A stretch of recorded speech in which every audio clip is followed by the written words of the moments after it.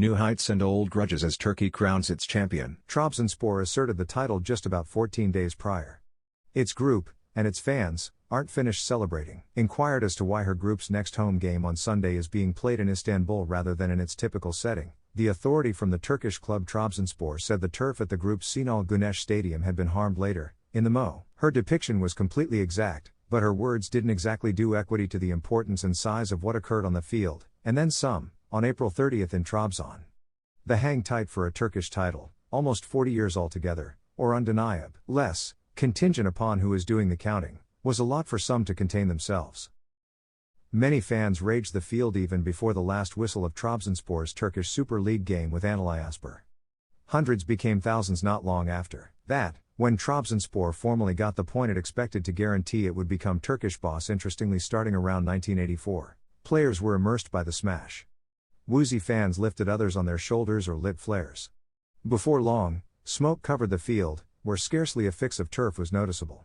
Outside, the group was significantly greater, the ref's whistle apparent. Apparently the prompt for essentially all of Trabzon's 800,000 or so inhabitants to flood the roads of this city 600 miles northeast of Istanbul to partake in a festival, pictures of which were radiated all over the planet. Sometime later this week we figured out exactly what the post-Super League world will seem to be, and in numerous ways it doesn't appear to be a lot of unique to the state of affairs. The greatest clubs, and those that have up to speed to them on account of the abundance of their proprietors, are probably going to stay similarly as predominant in the 10 years to come. At a gathering in sun-dappled Vienna this week, the structure for the eventual fate of the Champions League was at long last endorsed.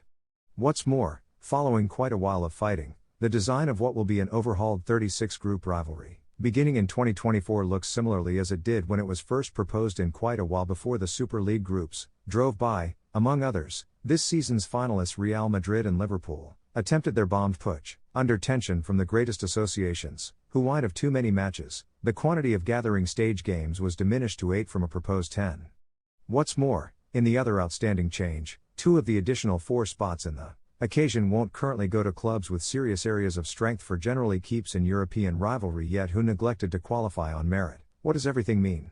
Indeed, since the additional spots have been reserved for the associations with the best record in Europe the past season, that most probable method considerably more Champions League spots for groups from the greatest, most extravagant and most impressive class of all, the Premier League. It's additionally an update that for all their battling and killing and suing, UEFA and the Messi doesn't need each other more than they want to concede.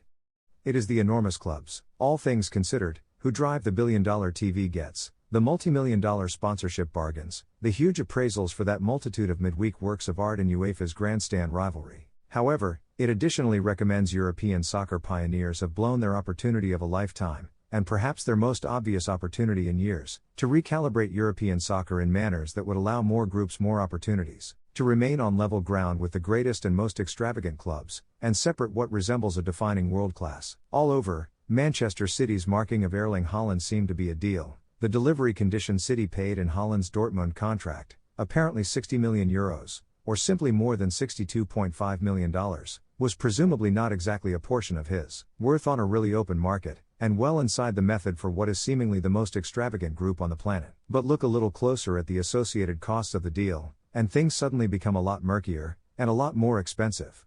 According to multiple news reports, City also paid fees to intermediaries involved in the deal, including an 8-figura payout to Haaland's dad for going about as a broker, and about $40 million to the player's representative, Mino Raiola. Those sums were practically identical to the charge for Haaland himself. City actually needs to pay Haaland, obviously. The complete sticker price, when every one of the really looks at clear, ought to be well north of $250 million.